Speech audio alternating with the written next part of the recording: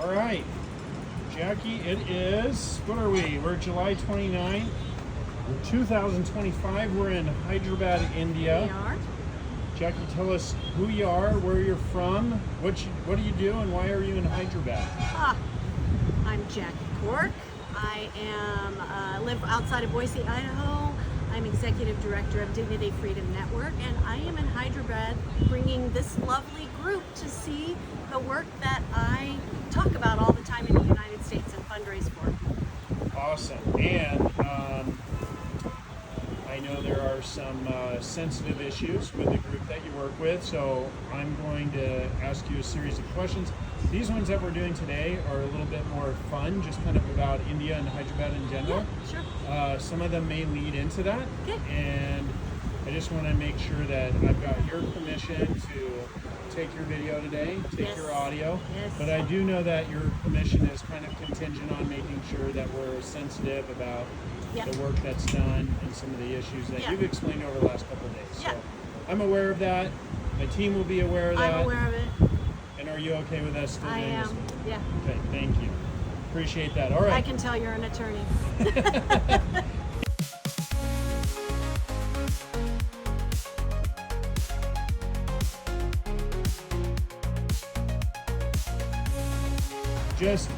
Well, first let me say this. I know from getting to know you over the last couple of days, this is not your first time to Hyderabad. Nope. So walk us through how many times and what brings you here. I have lost count of how many times I've been to Hyderabad, but I bet it's approaching 20 over the last 10 years. And it's to come and experience not only the beauty of India and its amazing and wonderful people, but also to see the work that I have invested my life in. That's awesome. So let me ask you this, because you've been here a couple times, but I'm going to ask everybody that's going to be on this podcast the same question. So it's going to be kind of cool hearing what your response is. Your first thought when you landed this time in Hyderabad, what's the first thought that came into your head? Second home. Second It's home. become a second home for me. Yep. Awesome. Tell us more about that. What's that mean? It means that I've developed over the past 10 years such amazing and deep relationships with people that they've become like my family. And so every time that plane touches down in Hyderabad, it's like, okay, I'm not home, but I'm kind of home. It feels like home. And it's pretty awesome to have something like that. That is awesome. Yeah. So we talked about your second home. So where's your first home? Outside Boise, Idaho, in a town called Nampa, the garden spot of Idaho. Wine country, right? Close to wine country. Yeah, okay.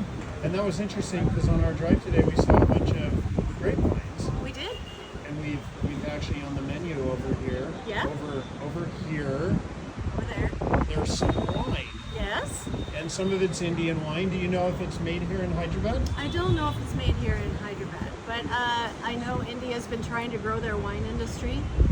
Those of us who have had other types of wine don't necessarily think they have some more work to do. They're not there yet. They're not quite there yet, but they're trying. Gotta get, yep, okay. Let's see here. Was there anything in your first 24 hours of this trip that surprised you? You getting stranded in Dubai. Yeah. Well, and I'm going to ask some of my family members about that. That was definitely That's crazy. never, I brought, I don't know how many teams, 12, 15 teams here. It's never happened before. Never happened. So I was sitting in my hotel room going, okay, have a whole day. Be on my computer, recover from jet lag. So that was a surprise. Oh, goodness. So if Pastor Jimmy Pitts is listening to this, we still did a 3.5, almost 4 hour layover in Dubai. Yeah. And still missed And it. still missed the connection. Still missed it. Yep. All because of a fire that happened in Newark. Yes, that's my understanding. Incredible. All right. This is a little bit of a shift here. On a scale of 1 to 10, 1 being it just doesn't even bother you at all. 10 is that it just drives you absolutely crazy. On a scale of 1 to 10, how would you rate your initial experience with Indian traffic? And it's not your initial, but your experience this time, I guess. Well, this time I'm used to it. Okay. But, and Hyderabad's not as bad as other places I've been, but generally my frustration, I have to like tamp it down because it would be like bumping up 8, 9, because it's a lot of time in a van. No matter how short the distance is, you can just count on time in a van, sitting in traffic. So I think I've calculated it to be anywhere from 10 to 15 minutes per mile. Yeah, I'm not that mathematically inclined. I just know it takes a long time to go 1 mile. She's being humble because I've seen her do some pretty stout math out here. Siri. Yeah, well, maybe. Hey, you know what? Work smarter, not harder, right? That's right. There you go. All right, let's talk a little bit about food, flavor, and favorites. What's your best thing that you eat in Hyderabad? Biryani. Biryani. See, and what's funny is preparing for this, I've grown up eating biryani. It's one of my favorite Indian dishes. I didn't realize that Hyderabad's famous for its biryani until I started prepping for this. It's true. But many places, I think, claim to be the owner, author, creator of biryani, but Hyderabad is known for its biryani. This morning, they had at breakfast Hyderabadi biryani. Oh, I've never seen that before. I was like, oh, okay. That's so between that and then prepping for this, I realized that they are very proud about their biryani. They definitely are. That makes sense why some of the folks at the facility that we've been going to have asked me multiple times about how I like the How biryani. you like the biryani, Now I understand why. So the next question actually is about the biryani. Biryani Showdown. The famous biryani here in Hyderabad didn't live up to its hype. The hotel biryani does not. Oh, okay. I mean, it's decent, but the best biryani I've had in Hyderabad that we're not going to have time to go to, I don't think, is a place called Paradise Biryani. World famous. It's very good. Have we passed it? Yes, we have passed it. Okay, I believe I've seen Paradise Biryani. You probably have. So we need to stop there on Friday. We were going to do it Saturday, but you were in Dubai. Okay, Paradise Biryani. I've got to lock that in. All right, street food, yay or nay? Nay, Why? I don't want to get sick. Have you ever done it? Yeah, unknowingly. They Oh. brought it into a school one time. They fed us lunch and they brought some street food in. It's the best food I've had in India, but I paid for it later. Okay, so you got sick, I got sick. intestinal issues. Oh yeah. Okay. Not pretty. How many days? Just one day, but it was a miserable one day. Miserable. Enough that it made you stay? No, I still kept went out going. and about. Kept Okay. going. I've only not gone one day, and it Uh, wasn't that day. Drinks and desserts. Any of them that surprised you? Yeah, sometimes the drink is not what you expect it to be. If they serve you something, you think it's going to be sweet, and it can maybe have a little savory or a little spice to it. And especially on an airplane, they'll give you a packaged drink, and it's like mango masala, Oh, and it, to my taste, it doesn't work together. yeah. So, Kind of a shock. Okay. Yeah. Let's talk about culture and connections. And this is going to get where we might get into some of the facilities and the Sure. organization you work with, but what cultural tradition or habit did you find, or do you find, most interesting here in India? Hyderabad specifically. oh, interesting. I think the way everything is connected here, everything, and by that I mean culturally, it's all about community. It's not about me, it's about us. It's like, who's my community, who's my family. My family's opinions, my community's opinions are very, very important. Whereas we as Americans, it's like, hey, it's, my rights and my decision. And so I find that really interesting, and it's hard to wrap my head around what all of that means in a practical way. Yes, and I had never thought about that until you mentioned that a couple of days ago, maybe even yesterday, the days Yeah. we're all running together. But I think that's really insightful because, Yeah. especially in the U.S., I feel like we're going through a period right now where people are trying to teach even families how to respect one another's opinions and not make them so divisive. I'm thinking politics in Yeah, particular. sure. And then even opinions about social media Yeah. and consumption or not to consume and Yeah. all that seems so divisive because of our individualism. Yeah. Whereas here, that's secondary. I think It so. feels like, and that's maybe not all the time. I'm Not probably all the time, and generalizing, but- politically, I think it's probably a little different, but just socially, and as you're making decisions about your life or who you're going to marry, it's not just your decision. I mean, your family, to have a healthy relationship here, your family has to be on board with it, or it's just going to set yourself up for really difficulty in the future. Yeah. So interesting. What have you learned over all of your visits about Indian hospitality? Oh, they are the most warm, hospitable people I think I have ever encountered anywhere. Doesn't matter if they live in a hut or a palace, they will share what they have with you without question. There's no hoarding of your own things. It's please come, please have a meal, have some tea, let's sit and talk. The other thing is you don't sit down to do business. A business meeting, you talk about your family, you talk about, it's more than small talk, it's like actual genuine interest in you, and you have to go through that before you get to the agenda of your meeting. Do you think that is in sales, which I work with my marketing team a lot, we focus a lot on sales. Do you think that's kind of like similar to that initial trust phase? Definitely. But here, I think unlike America, we tend to systematize it and program it. We think about it in that way. We think about it linear, like, oh, well, now we're in the trust phase. Here, I don't think they're that linear. It's a very circular kind of conversation, a circular kind of way of doing business. So you might talk about family, then you might go a little bit into what you're there for, then you might go back to your family. So I don't think generally Indians, when they're talking about their relationships, it's not linear. Gotcha.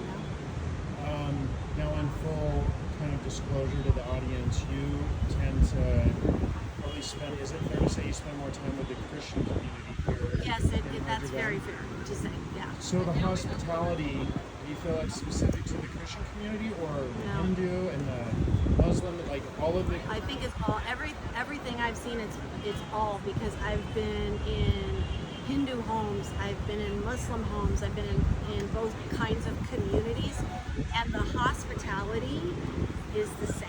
Pretty universal. Yeah, I think it's just a value in the culture. Okay. Have you had any language barrier moments that turned into something fun? Probably, but to ask me about what they are. I don't know that it's necessarily funny, but when you ask an Indian where they live, they don't understand what you mean. They think of live as your whole life, but if you say, where do you stay? They'll oh, I stay about 3 kilometers from here, or whatever. So it's not really funny, but it's so, where do you live is such an ingrained thing in our culture that it's hard to like think about, oh, I need to ask it a different way. Yeah. So I found when I've had like language issues where you don't quite track, you just kind of have to reframe the question. You have to not like belabor it and not be like, they didn't understand or she didn't understand. Just ask it a different way. You'll get there eventually. That's so cool. Yeah. One thing that you taught me that's kind of I've caught myself doing now, and the kids keep calling me out, is can you show the audience real quick the difference between hello and come here? Oh yeah. So in our culture, we just go, hi, how are you? In Indian culture, this means come here. When you're just saying hi, how are you, you wave side to side. So, and it really shows up, like, especially with children, because they're just so transparent. They're like, they see a stranger, especially a stranger that looks like me, doesn't look like them, and they're doing like this, and they're like, no, I'm not going to come to see you. Who are you, lady? I did it in class. We were in one of the schools this morning, and I totally forgot. And I was unwittingly telling kids to come here, and my son Devin was like, whoa, Dylan, you're asking them to come out here. That's why they look weirded out right now. And I was like, oh, you're right. Yeah. All right, a couple other things here. Pearls, shopping, and negotiation. I'm going to be really transparent with everybody on the audience. A lot of my questions I get are from ChatGPT. It came up with this series of questions, and I don't know if maybe it did now, that we went pearl shopping Well, 2 days ago, right? yeah, but I think ChatGPT is pretty smart. They know you're in Hyderabad, Yeah. and it was like, oh, Hyderabad's the city of pearls. So, Right, yeah. right. So, did you have a strategy? Did you buy pearls first off? I did buy pearls. Okay, and did Yeah. you have a strategy when you went in? And do you think you executed that strategy Yes, effectively? yes. My strategy is to rely on my Indian friend to do the negotiating. Which you shared with me, and then I kind of half used her. I was gonna say, you kind of did your own thing though. Yeah, but I did let her yell at the guy a couple Exactly. times. It's like, And then if there ever comes like a, no, Yeah. no, I let my Indian friends do it. yeah. I'm not a strong negotiator, so I'll be like, what's your best price? It was awesome. Cool. What's the most unusual thing in all of your trips that you think someone has bought? Maybe even you yourself. I was at the Taj Mahal with a group a few years ago, and there's a lot of street vendors, and they're trying to sell you all kinds of different things. And one of the guys I was with had the most kind, compassionate face, and he just couldn't turn anybody away. And he ended up buying this little wooden, I have no idea what it was, but he probably spent way too much for it. It was some sort of game, but Huh. nobody knew this game. He Yeah. just had to buy this thing from this little street vendor because he wanted to make sure that street vendor had a good day. That is But you know, awesome. it's not really a funny thing, but it was kind of like, Yeah. you didn't need to buy that. Yeah. You don't even know what to do with it. He just You know? did it anyway. He just That- did it anyway. That is awesome. What's one moment in all of your trips to Hyderabad that made you just stop and say, wow? Okay, so this is kind of more of a lighthearted thing. The wow factor for me is the ancient, rich architecture here and art that's just everywhere. I mean, art and beauty is just like so important to the Indian people. The aesthetic is sometimes different than mine, but the fact that they really value beauty and art and it's part of their culture makes me go, wow, that's really cool.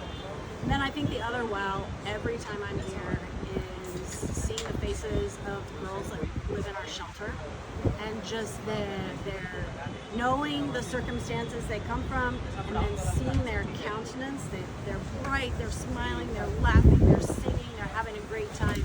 And knowing some of the circumstances they've come from, I'm just like, how can that be? How can they have the joy they have having experienced the things that makes me go, wow. Gotta say, I think that's, I hadn't thought about it. I didn't know how I was going to answer that, but that probably is it. Yeah. You summed that up really well. Like, the joy that I have seen everywhere, Yeah. every child, teacher, administrator. The It's just a gratitude. fun place to be. Like, It I've only is. experienced that one other place, and that was when my son TJ was in NICU. Oh, Everybody in the NICU, I was like, I should have been a NICU doctor. My gosh, Wow. it's like the coolest place. This is the other second place I've seen where it's Yeah. just Oh, like, wow. especially who was it that we met today that was working with all of the paramedics yeah, basically the in young training. woman. Yeah, yeah. Well, the older The woman. older that- woman, the yes, teacher. Yeah. she's, my gosh, her Yeah. joy, and just her talking about all of the places that she's worked, even outside of India, and this is And her this is the favorite place. favorite place where she feels like she can make the most difference. But she gives all the time. But what she gets back is she just exudes like what she gets back is so much greater than what she thinks she's giving. So awesome. Such a cool thing to hear today. Bunch of other questions that I'll ask other folks, but I want to spend a little bit of time, if you're comfortable, talking about the Good Shepherd. Can we talk about that? Yeah. Okay. Tell us a little bit about what is Good Shepherd, how are you connected, and how did you get connected? Yeah.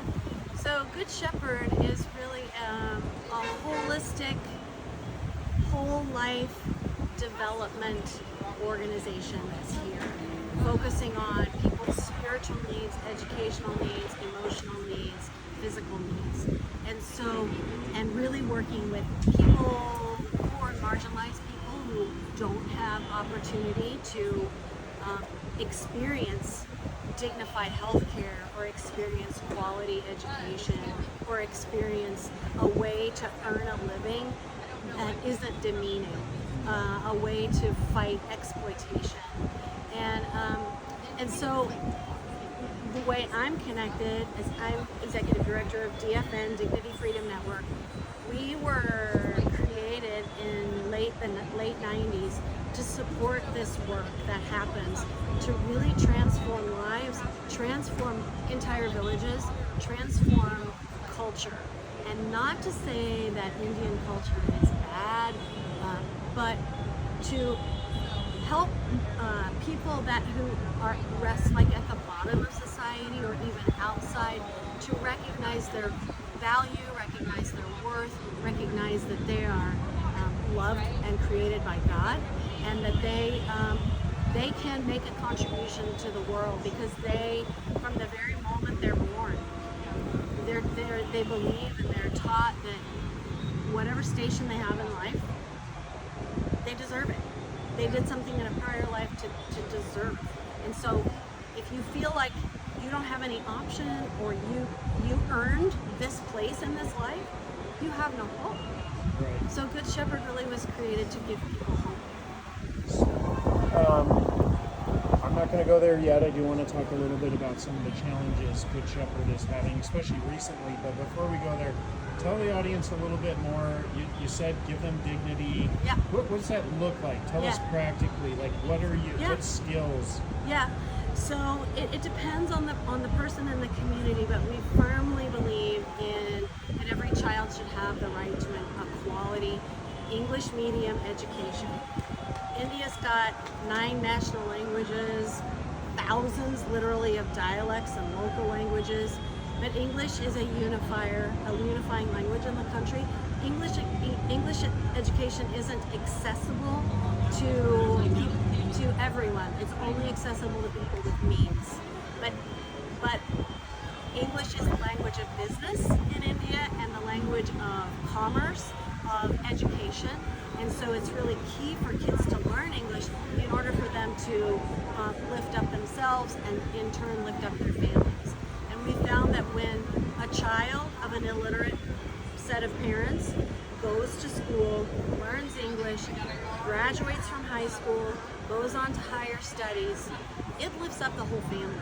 It transforms the whole family, because they can raise their head high and say, oh, my child graduated from high school. I didn't have the chance to do that, but my child did.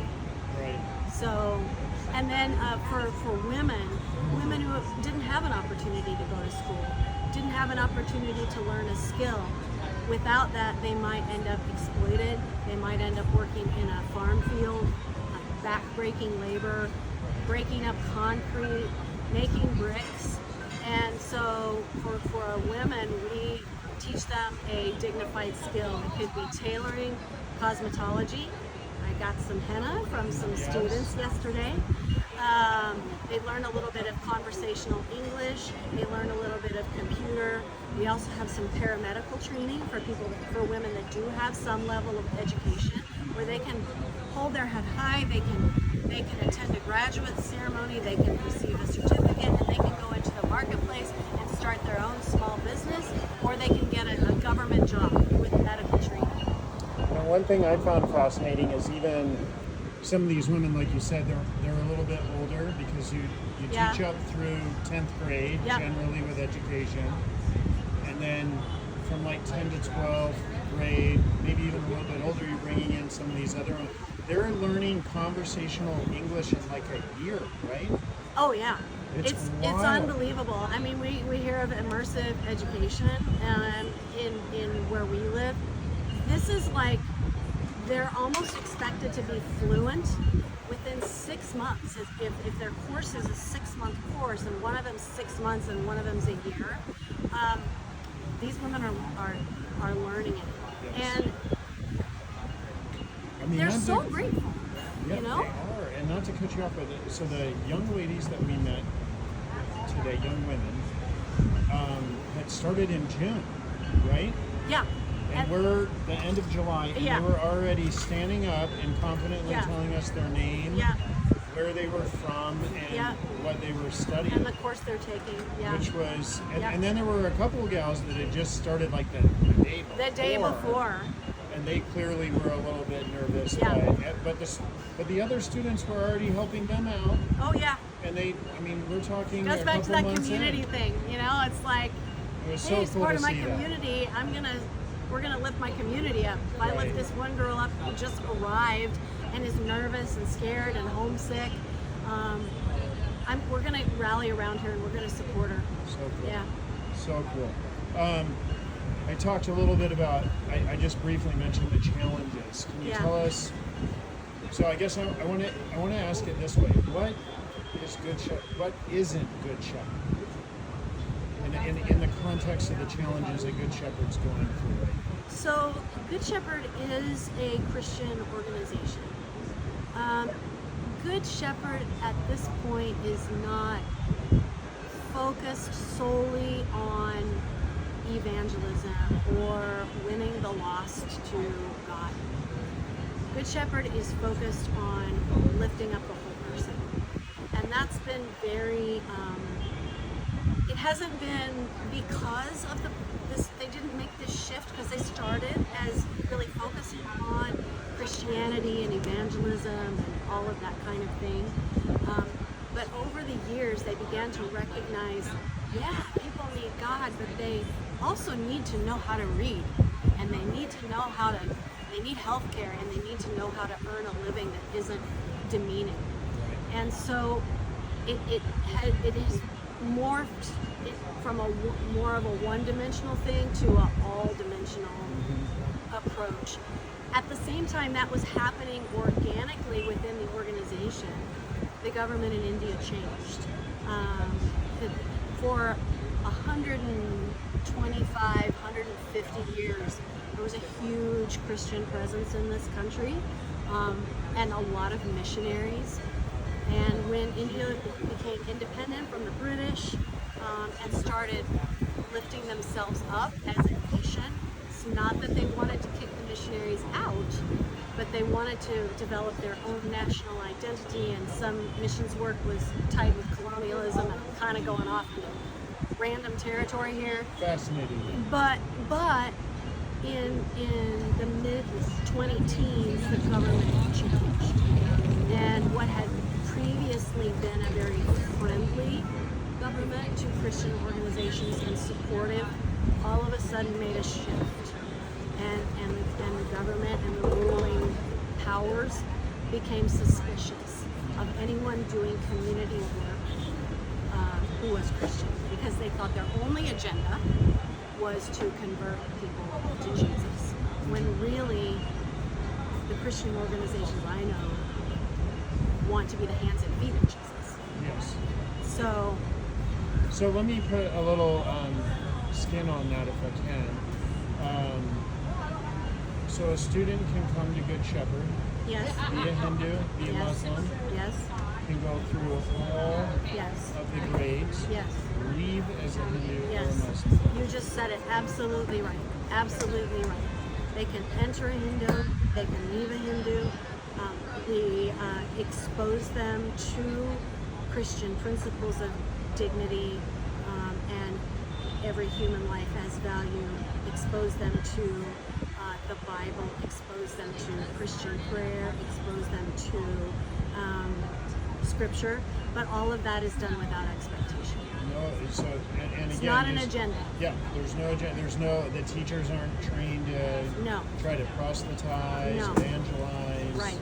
We would rather those values be modeled rather than organically, rather than just, Right. here's what you have to do, here's your ticket to heaven. That is not what we're about.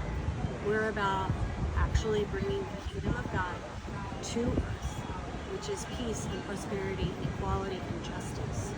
And without going into like too much details, because I know this may be seen later on, but I'm going to say it as honestly as possible, but people still find the kingdom. Oh. They still find the king. Yeah. Oh, absolutely. Yeah. And I feel like the way it's done now is more authentic. Right. It's not preachy. It's not formulaic. It's just lived. It's grassroots. It's modeled. And when people experience that for themselves, they're like, "What is that? Yes. Can you tell me about that?" It seems so much more genuine. Yep. The people and the stories that I've heard, I Yeah. mean, that's genuine change, that's genuinely people Yeah. coming to know and believe in Jesus Christ. Yep. Nobody Yep. forced them to do it. Right. Nobody told them you're going to lose your scholarship. No, no, or no, your no, education no, no. or anything. No. And the same with teachers. That's what I find fascinating is that we're not just talking about, we have this whole organization built on, we're going to softly precondition a captive audience's brain. You're engaging, Good Shepherd brings in Muslim teachers, Yep. Hindu teachers, Yep. Muslim and Hindu administrators, Yep. employees, support Intentionally. staff. Intentionally. Because, again, you said it, we want to be genuine, we want to be authentic, and we want to be in true relationship with people. And so, if we live this out, we let God do God's work. We do our work that we think, what we believe God's called us to do, but God takes care of the heart. So that's so awesome. I love it. But what's Yeah. one thing that you think is important for them to know if they're considering supporting Good Shepherd, and thinking about maybe coming out and Oh man. having somebody like you We'll have a take great them time. around? Yeah, first We off, you'll become have a great instant time. friends, instant friends. We bond on these trips. If anybody's been on these trips before, you know, it's like you're bonded for life Right. if you've gone through this kind of stuff together. And I think what I would want people to know is this is the real deal. And this is grassroots. This is led and staffed completely by nationals. There is no Western missionaries or even Western workers, even administratively. It is, we exist to resource them and to support them in the work that God has called us to do. And in turn, we become part of that work. We become part of the movement. They don't call it a denomination, they don't call it a program, they call it a movement. And it truly is a movement of God. And so if somebody wants to be part of a movement of God that transforms people's lives for now and forever, I can't think of a better place. And please come, because I would love to host you. That's so awesome. I just want to rapid fire, just real quick, because I've been to India twice now, brought my whole family out. Yeah, But that's just awesome. rapid fire, I want to ask you a couple things. Is coming to Hyderabad safe? Yes. Okay. Are you going to get sick if you come to Hyderabad? We're very careful. I can't promise you that you won't, but I've never had anybody get maybe a little, they call it deli belly, Yeah. maybe a little bit of that, but we stay in nice hotels. We're always with a local person to help us navigate the culture, navigate the language. So, and there's plenty of bottled water available, and you know, we stay in a Marriott, so it can't be that bad, right? Right. There's a giant buffet. I'm careful about what I eat, so I can't guarantee it, but What if I don't like Indian food? Can I survive out here? yeah. So the hotels we stay in have Western options as well as Indian. It does have an abundance of Indian food, but if you can eat chicken fried rice or something similar to that, if you don't like spice at all, don't be afraid of the spice. It's a lot of talk, and there is some spice, but there's also things that aren't spicy for those who don't like that. Okay, awesome. I think that's it. I just want to thank you. No, It's thank been you. so amazing the time that we've spent with you. And if you do get a chance to come to Hyderabad and hang out with Jackie, I'm going to tell you, you're going to walk away with so much information. It's a fire hose of information constantly. She's amazing. She's like a walking encyclopedia about India and all sorts of other things. John, as well. So no, I'm just kidding. thank you so much. Thank you so much. Appreciate you, Thank you. taking way more time than I thought. I know. 35 minutes. So You said 10 to 15. I know, but then you just keep answering such. It's so No. the answers are great. So Thanks. anyway, thanks again. Appreciate you joining me, and You bet. that's it. That's a Awesome. wrap. That's a wrap.